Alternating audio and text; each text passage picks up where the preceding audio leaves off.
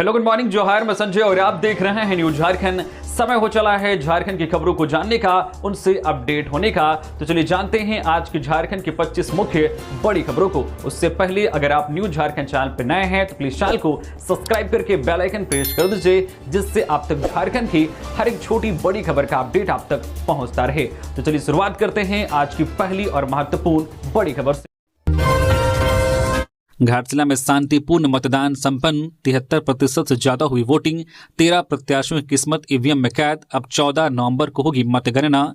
घाटशिला विधानसभा उपचुनाव शांतिपूर्ण संपन्न होने के बाद भाजपा और जेएमएम प्रत्याशी सहित सभी 13 प्रत्याशियों की किस्मत ईवीएम में कैद हो गई है। इधर मंगलवार को मतदान को लेकर सुबह से ही बूथों पर लंबी लंबी कतारें नजर आई। शहर से लेकर ग्रामीण क्षेत्र तक बूथों में लोग बड़े ही उत्साह के साथ मतदान करते नजर आए। मतदान सुबह 7 बजे से शुरू हुआ, जो शाम 5 बजे तक चलता रहा। हालांकि कुछ बूथों पर वोटर की लाइन में खड़ा होने की वजह से मतदान देर शाम तक चलता रहा। मुख्य निर्वाचन पदाधिकारी के रवि कुमार ने शांतिपूर्ण मतदान संपन्न होने का दावा किया है। शाम 5 बजे तक हुए मतदान की जानकारी देते हुए उन्होंने कहा कि अब तक घाटशिला उपचुनाव में 73.88% मतदान हुआ है। हालांकि यह आंकड़ा बढ़ सकता है।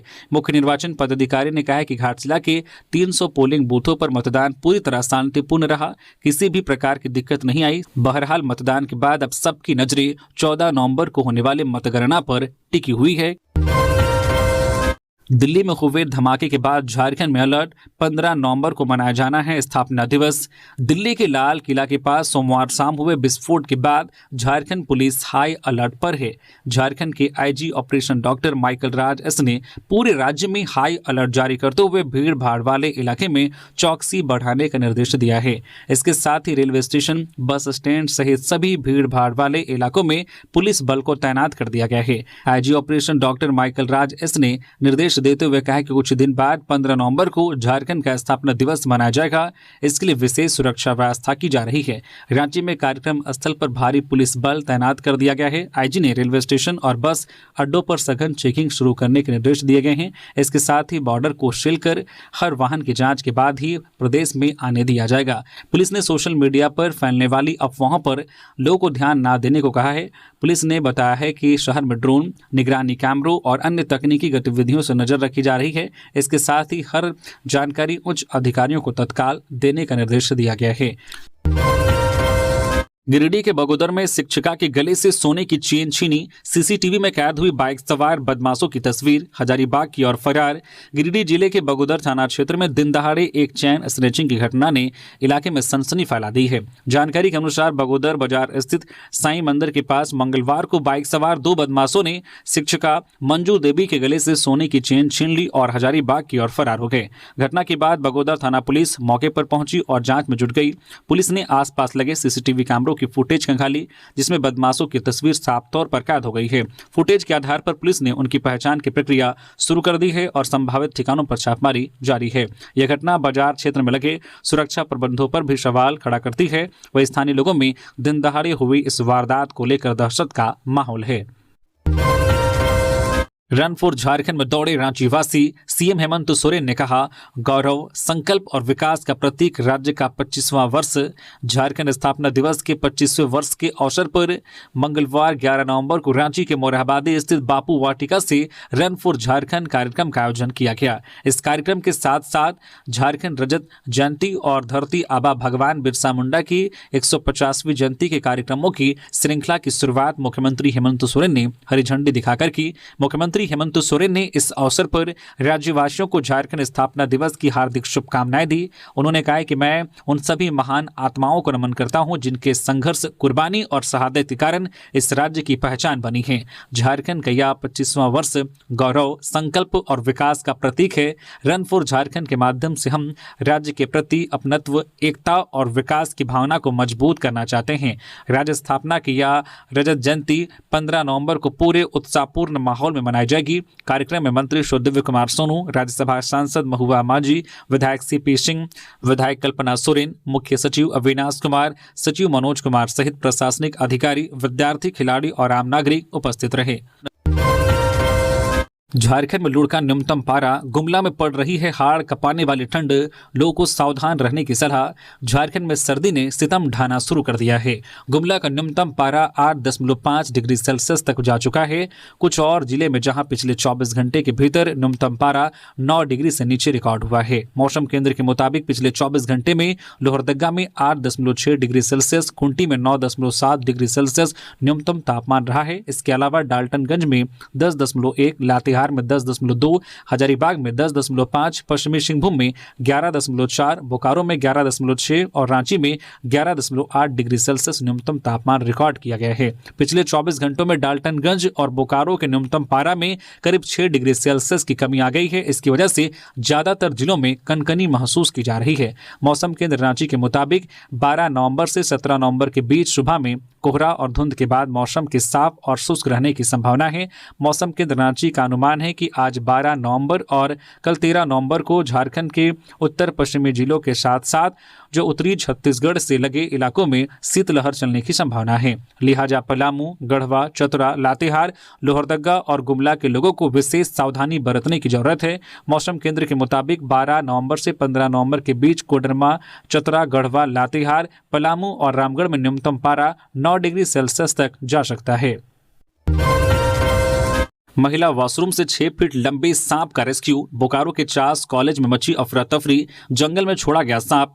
बोकारो के चास स्थित चास कॉलेज में मंगलवार को समय हड़कंप मच गया जब महिला स्टाफ के वॉशरूम से लगभग 6 फीट लंबा धामिन सांप पकड़ा गया। यह घटना दोपहर के भोजन के समय हुई। कॉलेज की एक महिला कर्मचारी जब वॉशरूम में गई तो उन्हें अंदर कुछ हलचल महसूस हुई। करीब से देखने पर उन्होंने एक बड़ा धामिन सांप देखा जिससे वह भयभीत हो गई। महिला कर्मचारी की चीख सुनकर पूरे कॉलेज परिसर में अफरा तफरी मच गई। छात्रों और स्टाफ ने तुरंत कॉलेज प्रशासन को इसकी सूचना दी। कुछ कर्मचारियों ने साहस दिखाते हुए सांप को वॉशरूम से बाहर निकालने का प्रयास किया। स्थानीय लोगों की सहायता से काफी प्रयास के बाद सांप को सुरक्षित रूप से पकड़ लिया गया और कॉलेज परिसर से दूर जंगल में छोड़ दिया गया। धनबाद के मैथन डैम में एडवेंचर वोटिंग का विरोध, ग्रामीणों ने उद्घाटन रद्द कराया। विधायक और डीवीसी निदेशक का पुतला फूंका।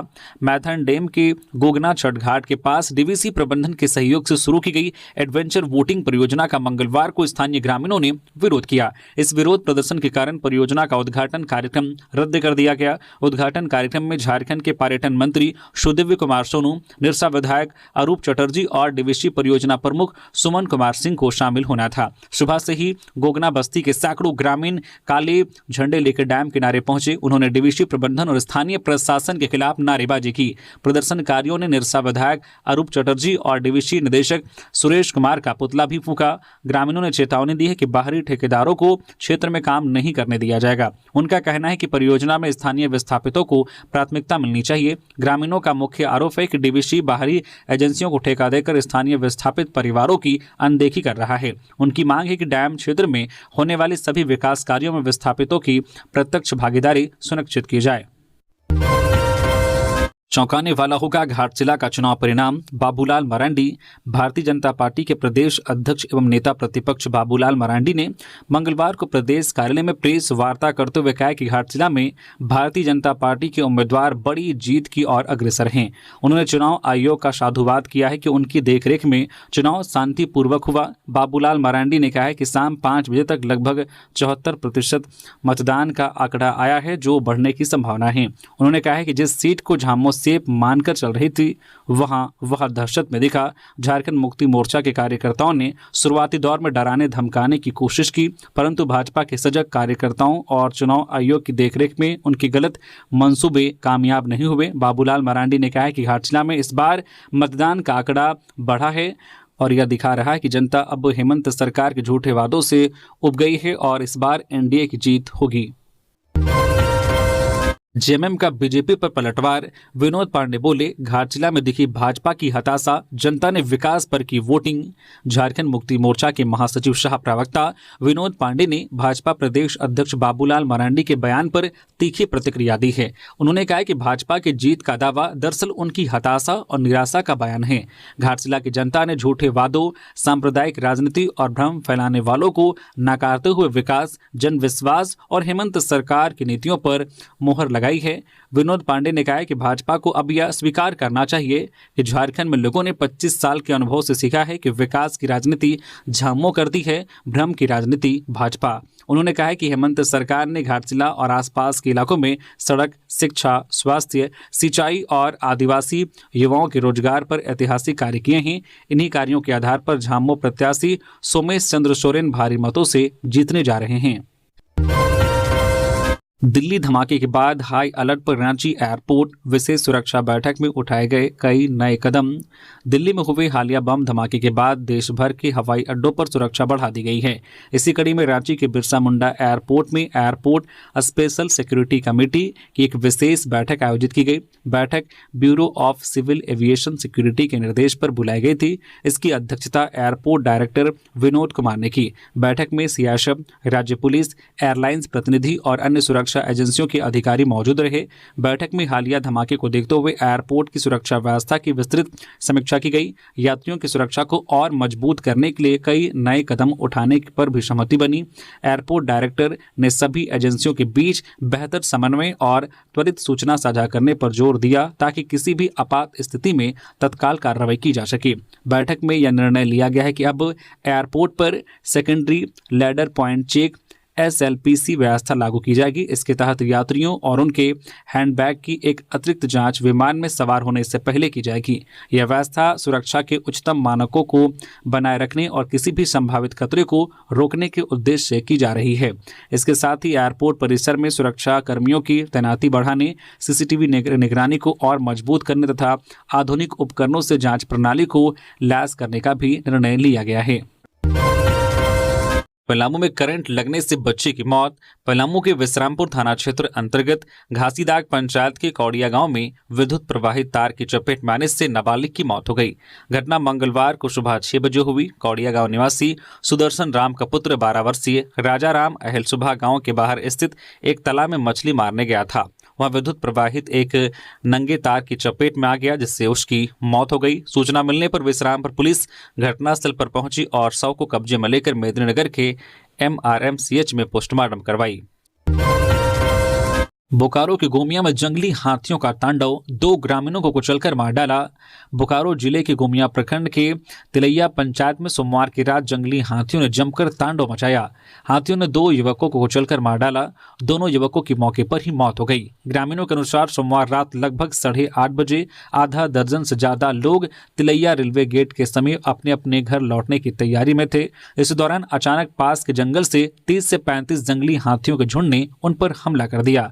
कुछ लोगों ने जैसे तैसे भागकर अपनी जान बचाई, लेकिन तिलैया गांव निवासी प्रकाश कुमार महतो और चरकू महतो भाग नहीं पाए और हाथियों के झुंड ने उन्हें पटक पटक कर कुचल दिया, जिससे उनकी मौके पर ही मौत हो गई। ग्रामीणों की सूचना पर जगेश्वर बिहार थाना पुलिस देर रात तिलैया गांव पहुंची और दोनों शवों को कब्जे में लेकर जगेश्वर बिहार थाना ले गई। वही सूचना पर पहुंची वन विभाग की टीम से ग्रामीणों ने हाथियों के झुंड को जल्द से जल्द गांव से दूर खदेड़ने की मांग की। साथ ही ग्रामीणों ने वन विभाग से मृतक के परिजनों को तत्काल मुआवजा देने की मांग की। वही घटना के संबंध में बोकारो के DFO संदीप शिंदे ने बताया कि हमारे वन विभाग के कर्मी घटनास्थल पर गए हैं।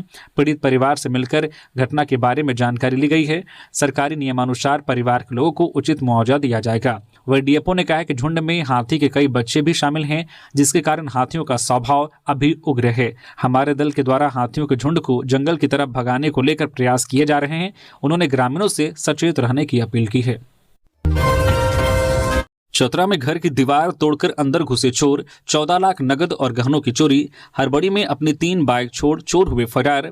चतरा थाना क्षेत्र के नगवा मोहल्ला में मंगलवार सुबह चोरों ने नंदलाल यादव के घर में सेंधमारी कर लगभग 14 लाख रुपए की संपत्ति चोरी कर ली। चोर दीवार तोड़कर घर में घुसे। चोरों ने अलमारी का ताला तोड़कर 8 लाख रुपए नगद और 6 लाख रुपए मूल्य के सोने चांदी के गहनों सहित अन्य कीमती सामान चुरा लिया। कुल मिलाकर लगभग 14 लाख रुपए की संपत्ति की चोरी हुई है। चोरी की वारदात को अंजाम देने के बाद घर के सदस्यों को आता देख चोर घबरा गए और मौके से भागने लगे। हड़बड़ी में वे अपनी 3 बाइक घटनास्थल पर ही छोड़कर फरार हो गए। नंदलाल यादव के पुत्र छोटू कुमार ने सदर थाना में लिखित शिकायत दर्ज कराई है और पुलिस को तीनों बाइक सौंप दी है। इधर पुलिस पूरे मामले की छानबीन में जुट गई है। झारखंड स्थापना दिवस समारोह को लेकर सीएम हेमंत सोरेन ने प्रचार वाहन किया रवाना, राज्यपाल को भी किया आमंत्रित। झारखंड राज्य के गठन की 25वीं वर्षगांठ के उपलक्ष्य में झारखंड स्थापना समारोह मंगलवार को शुरू हुआ।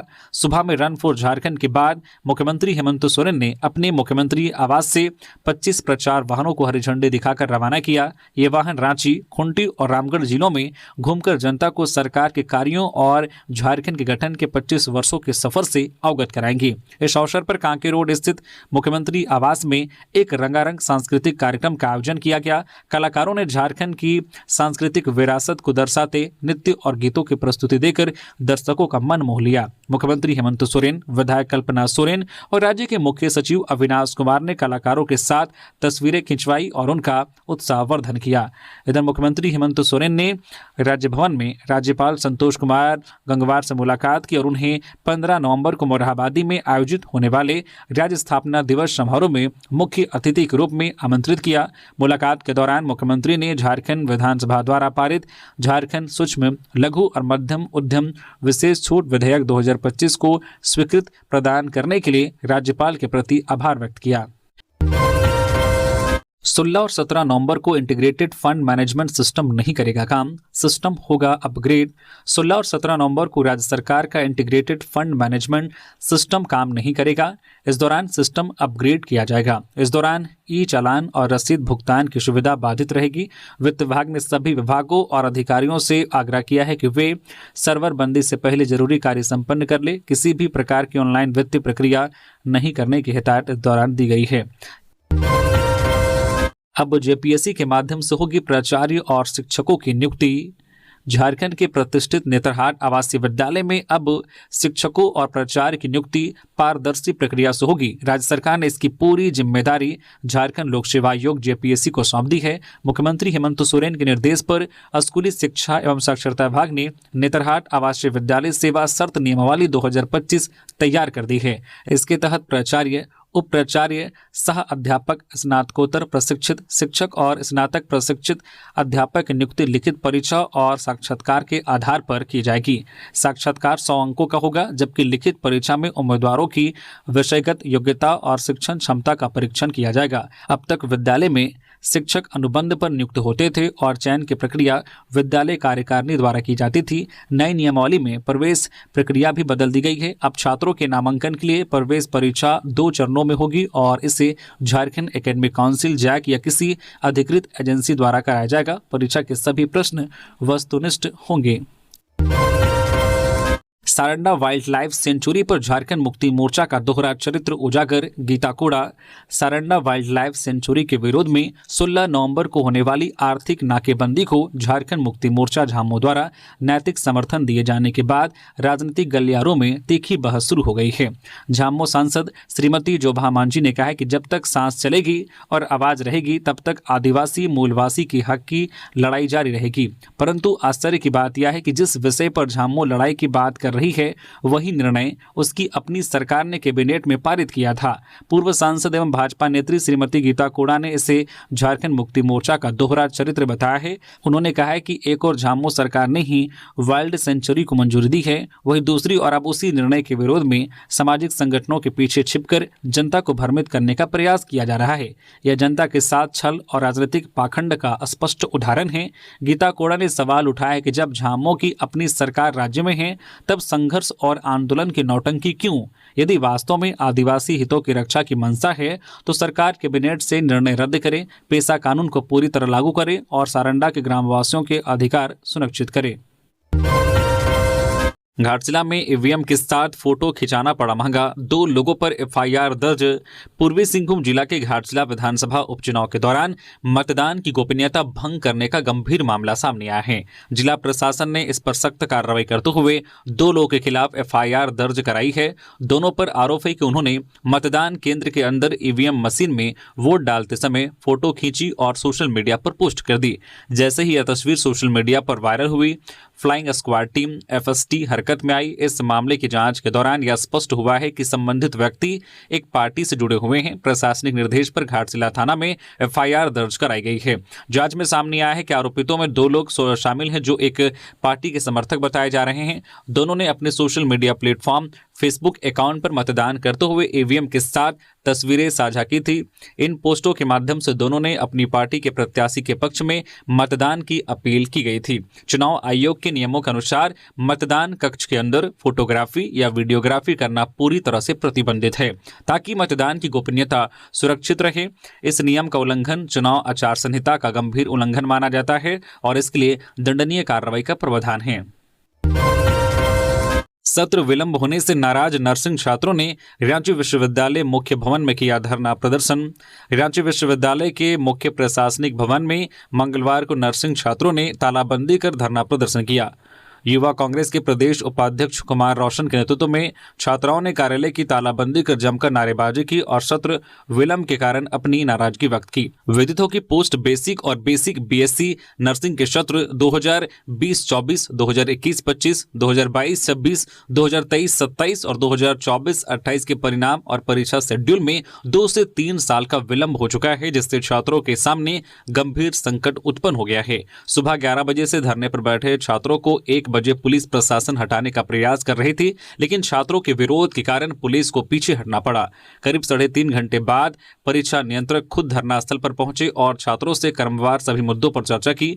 परीक्षा नियंत्रक ने छात्रों को आश्वस्त किया है कि सभी पेंडिंग रिजल्ट 10 दिनों के अंदर जारी किए जाएंगे और 1 महीने के अंदर बाकी परीक्षाओं का शेड्यूल जारी कर दिसंबर में परीक्षा आयोजित की जाएगी। इस आश्वासन के बाद छात्रों ने धरना समाप्त कर शांतिपूर्वक परिसर खाली किया। रांची के बिरसा मुंडा जेल में खाने के लिए प्रतिमाह 7,000 की अवैध वसूली व मोबाइल के इस्तेमाल का आरोप। बिरसा मुंडा केंद्रीय कारागार होटवार में बंद राष्ट्रीय जांच एजेंसी NIA के एक बंदी प्रभु साहू पर जेल के कैंटीन को अवैध रूप से संचालित करने और आम कैदियों से मनमानी तथा अत्यधिक दरों पर रोजमर्रा की वस्तुओं और भोजन के लिए मोटी रकम वसूलने का गंभीर आरोप लगाया गया है। जेल IG को दिए गए शिकायत में शिकायतकर्ता ने दावा किया है कि जेल के अंदर आम कैदियों का मानसिक और आर्थिक शोषण किया जा रहा है, जिसकी तत्काल न्यायिक जांच की आवश्यकता है। शिकायत के अनुसार प्रभु साहू द्वारा संचालित इस कथित अवैध कैंटीन में वस्तुओं की कीमतें आसमान छू रही है, जो आम कैदियों की पहुंच से बाहर है, जिसमें प्याज 150 रुपए प्रति किलो, टमाटर 100 रुपए प्रति किलो, इसके अलावा बना हुआ भोजन का प्रति व्यक्ति से 7,000 प्रति माह की अवैध वसूली होती है। सबसे गंभीर आरोपों में से एक यह है कि कैदियों को कैंटीन से महंगा सामान खरीदने के लिए मजबूर करने के लिए प्रभु साहू द्वारा जेल प्रशासन से मिलने वाले सामान्य भोजन को जानबूझकर खराब करवाया जाता है। शिकायतकर्ता ने यह भी आरोप लगाया है कि प्रभु साहू कैदियों से मोटी रकम लेकर उन्हें मोबाइल फोन भी उपलब्ध करवाता है। ये मोबाइल फोन कैंटीन के सामान को टेम्पो से बाहर से मंगवाते समय उसी रास्ते से आसानी से जेल के अंदर मंगवा दिए जाते हैं। प्रभु साहू पर जेल के अंदर खुलेआम मोबाइल फोन का इस्तेमाल करने का भी आरोप है। शिकायतकर्ता ने उच्च अधिकारियों से इस बंदी पर तत्काल जांच कर उचित कार्रवाई करने की अपील की है, ताकि आम कैदियों के साथ न्याय हो सके और कोई भी कैदी प्रताड़ित या शोषित ना हो। पाकुड़ में फाइनेंस कर्मी के घर लाखों की चोरी, जेवर, नकदी और स्मार्ट टीवी ले गए चोर। सीसीटीवी में कैद हुई वारदात। पाकुड़ नगर थाना क्षेत्र की शिवपुरी कॉलोनी में टाटा फाइनेंस कंपनी के कर्मचारी के घर लाखों रुपए के जेवर, नकदी और एक स्मार्ट टीवी की चोरी हो गई। घटना उस वक्त हुई जब कर्मचारी अपने परिवार के साथ घर से बाहर थे। पुलिस ने मामला दर्ज कर जांच शुरू कर दी है। जानकारी के अनुसार शिवपुरी कॉलोनी निवासी अमित सिंह, जो टाटा फाइनेंस कंपनी में कार्यरत हैं, शनिवार को अपने परिवार के साथ बिहार के शिव नारायणपुर स्थित अपनी बहन के घर गए हुए थे। घर खाली होने का फायदा उठाकर अज्ञात चोरों ने वारदात को अंजाम दिया। चोरों ने घर में रखे लगभग 7 लाख रुपए के सोने, चांदी के गहने, 1,10,000 रुपए नगद और एक स्मार्ट टीवी चुरा लिया। अमित सिंह ने बताया कि वापस आने पर उन्होंने देखा कि घर का मुख्य दरवाजा खुला था और अंदर के दरवाजे पर लगा ताला टूटा हुआ था। घर का सामान बिखरा पड़ा था। अमित सिंह को दीदी के घर से लौटने के बाद चोरी का पता चला। उन्होंने तत्काल इसकी सूचना नगर थाना को दी। सूचना मिलते ही थाना पुलिस मौके पर पहुंची और मामले की छानबीन में जुट गई है। चोरों की यह पूरी घटना सीसीटीवी में कैद हो गई है। पुलिस पूरे मामले की जांच कर रही है। जमशेदपुर में कपड़ा गोदाम लगी भीषण आग, करीब 25 लाख रुपए का नुकसान, 5 संदिग्ध लोगों पर मालिक को शक। जमशेदपुर के गोलमोरी थाना क्षेत्र में हिंदू बस्ती के भारत रेडीमेड के कपड़ों के गोदाम में सोमवार की मध्यरात्रि को भीषण आग लग गई। आग इतनी तेज थी कि गोदाम में रखे कपड़े पूरी तरह से जलकर राख हो गए। अनुमान है कि आग से करीब 25 लाख रुपए का नुकसान हुआ है। गोदाम मालिक रेहान खान ने बताया कि उन्हें रात में आग लगने की सूचना मिली। जब वे मौके पर पहुंचे तब तक गोदाम पूरी तरह आग की चपेट में था। उन्होंने पुलिस को बताया कि आग लगने के समय 4-5 युवक गोदाम के सामने खड़े देखे गए थे। उन्हें शक है कि इन्हीं युवकों ने जानबूझकर आग लगाई होगी। स्थानीय लोगों के अनुसार हाल के दिनों में गोलमुरी क्षेत्र में असामाजिक गतिविधियां बढ़ी हैं। कहीं वाहनों को तोड़फोड़ का शिकार बनाया जा रहा है तो कहीं जानबूझकर आग लगाई जा रही है। पुलिस इस मामले की जांच कर रही है, लेकिन अभी तक आग लगने का सही कारण स्पष्ट नहीं हो पाया है। एक सप्ताह भी नहीं हुआ, रांची जेल के जेलर फिर बदल दिए गए। बहुचर्चित बिरसा मुंडा केंद्रीय कारा के सहायक जेलर दिनेश कुमार वर्मा को फिर स्थानांतरित कर दिया गया है। 6 अक्टूबर को ही उन्हें निलंबन मुक्त करते हुए बिरसा मुंडा केंद्रीय कारा के सहायक जेलर पद पर पदस्थापित किया गया था। हालांकि वर्मा को अब यहां से धनबाद के सहायक जेलर के पद पर स्थानांतरित किया गया है। वही गुमला में पदस्थापित लव कुश कुमार को बिरसा मुंडा केंद्रीय कारा का सहायक जेलर बनाया गया है। मालूम हो कि पिछले दिनों केंद्रीय कारा रांची का एक आपत्तिजनक वीडियो सामने आने के बाद तत्कालीन सहायक जेलर देवनाथ राम को निलंबित किया गया था। साथ ही दिनेश वर्मा की उनकी जगह पोस्टिंग की गई थी। राज्य सरकार के गृह विभाग ने रांची के बिरसा मुंडा जेल से एक आपत्तिजनक वीडियो वायरल होने के बाद बीते बुधवार को तत्कालीन सहायक जेलर देवनाथ राम और जमादार विनोद कुमार यादव को तत्काल प्रभाव से निलंबित कर दिया था। प्रभारी पुलिस महानिदेशक तदासा मिश्रा ने राज्यपाल संतोष कुमार गंगवार से की मुलाकात। झारखंड के राज्यपाल संतोष कुमार गंगवार से मंगलवार को राज्य के नवनियुक्त प्रभारी पुलिस महानिदेशक डीजीपी तदासा मिश्रा ने राजभवन में शिष्टाचार भेंट की। राज्यपाल ने प्रभारी पुलिस महानिदेशक को राज्य में विधि व्यवस्था को प्रभावी बनाए रखने के लिए कई आवश्यक निर्देश दिए। उल्लेखनीय है कि डीजीपी अनुराग गुप्ता के इस्तीफा देने के बाद तदासा मिश्रा को 6 नवंबर को राज्य सरकार ने प्रभारी पुलिस महानिदेशक बनाया है। वह 1994 बैच की आईपीएस अधिकारी है। तदासा मिश्रा इससे पहले झारखंड पुलिस के गृह कारा एवं आपदा प्रबंधन विभाग में विशेष सचिव के पद पर कार्यरत थी। तदासा मिश्रा झारखंड की पहली महिला प्रभारी पुलिस महानिदेशक बनाई गई है। चाईबासा में ब्राउन शुगर तस्कर गिरफ्तार, 30 पुड़िया अवैध मादक पदार्थ जब्त, मुख्य सप्लायर की तलाश जारी। चाईबासा पुलिस ने नशे के खिलाफ चलाए जा रहे अभियान के तहत एक बड़ी सफलता हासिल की है। सदर थाना क्षेत्र में पुलिस ने अवैध ब्राउन शुगर की बिक्री के आरोपी को रंगे हाथों गिरफ्तार किया है। एसपी अमित रेणु को सदर थाना क्षेत्र में ब्राउन शुगर की खरीद बिक्री की गुप्त सूचना मिली थी। इस सूचना पर तत्काल कार्रवाई करते हुए एसपी ने अनुमंडल पुलिस पदाधिकारी सदर चाईबासा के नेतृत्व में एक विशेष छापामारी टीम का गठन किया।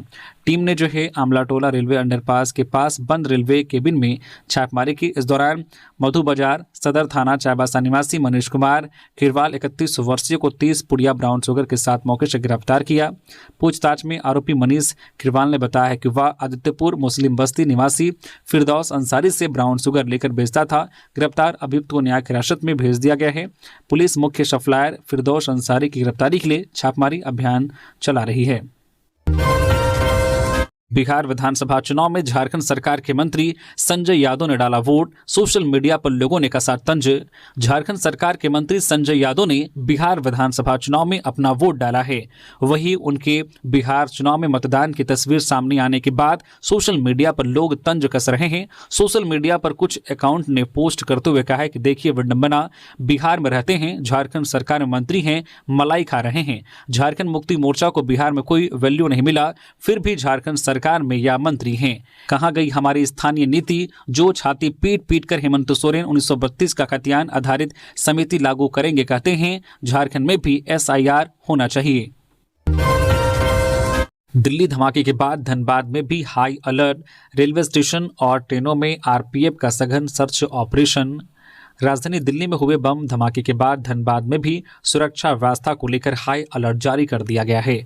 इसी कड़ी में यात्रियों की सुरक्षा सुनिश्चित करने के लिए मंगलवार को Dhanbad railway protection force RPF के द्वारा रेलवे स्टेशन परिसर और यहां से गुजरने वाली ट्रेनों में सघन सर्च ऑपरेशन चलाया गया। यह विशेष अभियान आरपीएफ जवानों की टीम द्वारा डॉग स्क्वाड की मदद से चलाया गया। आरपीएफ की टीम ने platform, waiting room, circulating area के साथ साथ सभी आने जाने वाली ट्रेनों के डिब्बों और यात्रियों के सामान की बारीकी से जांच की। इस दौरान किसी भी संदिग्ध वस्तु, व्यक्ति और भीड़ भाड़ वाले कोचों पर विशेष ध्यान दिया गया। यात्रियों के बैग को स्कैन कर जांच की जा रही है। कोई संदिग्ध दिखने पर पूछताछ की जा रही है। रांची के हटिया में नगर निगम का बुलडोजर चला, अवैध कब्जों पर कार्रवाई। रांची के हटिया इलाके में मंगलवार को नगर निगम की ओर से अतिक्रमण हटाओ अभियान चलाया गया। यह कार्रवाई निफ्ट के आसपास के क्षेत्रों में की गई। जहां जहां सड़कों और फुटपाथों पर अवैध कब्जे थे, वहां नगर निगम की टीम ने बुलडोजर चलाकर अतिक्रमण हटाया। कई अस्थायी ढांचे और दुकानों को भी तोड़ा गया। नगर निगम की टीम ने कई गुमटियां, दुकानें और अन्य सामान भी जब्त किए। अधिकारियों ने बताया कि इन कब्जों की वजह से सड़क पर रोज जाम लगता था और लोगों को आने जाने में दिक्कत होती थी। कार्रवाई के दौरान कुछ लोग को चेतावनी देकर छोड़ दिया गया है। नगर निगम ने कहा है कि अगर अगली बार दोबारा अतिक्रमण किया गया तो सख्त कार्रवाई की जाएगी। हजारीबाग में 20वीं क्षेत्रीय पुलिस खेलकूद प्रतियोगिता शुरू। 242 पुलिसकर्मी दिखा रहे प्रतिभा। राज्य स्तरीय चयन के लिए मुकाबला। हजारीबाग पुलिस लाइन में मंगलवार को 20वीं उत्तरी छोटा नागपुर क्षेत्रीय पुलिस खेलकूद प्रतियोगिता 2025 का उद्घाटन हुआ। 3 दिवसीय इस आयोजन में हजारीबाग, कोडरमा, रामगढ़, चतरा और गिरिडीह जिलों की पुलिस टीमें हिस्सा ले रही हैं। कुल 242 पुलिसकर्मी विभिन्न खेलों में अपनी प्रतिभा का प्रदर्शन करेंगे। प्रतियोगिता का शुभारंभ उत्तरी छोटा नागपुर प्रक्षेत्र बोकारो के पुलिस महानिरीक्षक IG सुनील भास्कर ने किया। प्रतियोगिता में volleyball, basketball, football, handball, hockey, kabaddi, karate, athletics और रिले रेस सहित 1 दर्जन से अधिक खेल शामिल हैं। टीमें क्षेत्रीय खिताब जीतने और राज्य स्तरीय पुलिस खेलकूद प्रतियोगिता के लिए क्वालिफाई करने का लक्ष्य रख रही हैं। रन फॉर झारखंड में दौड़ा मेदिनीनगर। DC SP संघ बड़ी संख्या में युवाओं ने लगाई दौड़। झारखंड राज्य स्थापना दिवस के 25 वर्ष पूर्ण होने के उपलक्ष्य में मंगलवार को पलामू DC समीरा S और SP रेशमा रमेशन ने समाहरणालय परिसर से हरी झंडी दिखाकर युवाओं की टोली को एथलेटिक्स स्टेडियम GLA कॉलेज के लिए रवाना किया। इसके बाद विभिन्न पदाधिकारियों, स्कूल के छात्रों, नेहरू युवा केंद्र के वॉलंटियर समेत अन्य ने समाहरणालय परिसर से कचहरी और रेडवा चौक होते हुए GLA कॉलेज तक दौड़ लगाई। इस दौड़ में युवाओं का जोश देखते ही बन रहा था। कुछ युवा happy birthday Jharkhand in advance के नारे लगाते हुए GLA कॉलेज स्टेडियम पहुंचे। यहाँ लड़कों और लड़कियों प्रथम, द्वितीय और तृतीय स्थान पर रहने वाले प्रतिभागियों को DC और SP ने मोमेंटो देकर पुरस्कृत किया। झारखंड स्थापना दिवस रजत जयंती वर्ष का गवाह बनेगा ऐतिहासिक मोरहाबादी मैदान। सुरक्षा की पुख्ता इंतजाम।